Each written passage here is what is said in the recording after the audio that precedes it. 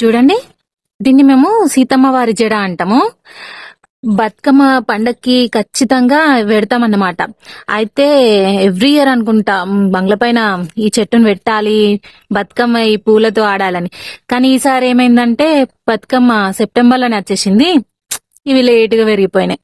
ఇవి చూడండి, ఇవి అలాగే ఉండిపోయినాయి.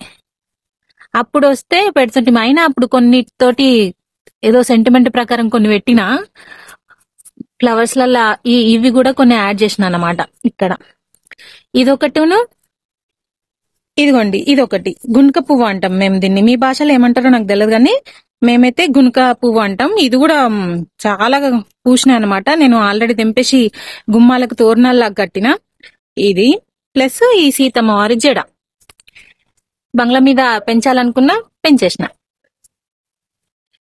మీ ఇంట్లో కూడా ఉంటే కామెంట్ చేయండి. ఇది పోయినసారి ఉన్న విత్తనాలే వేసేసిన అన్నమాట.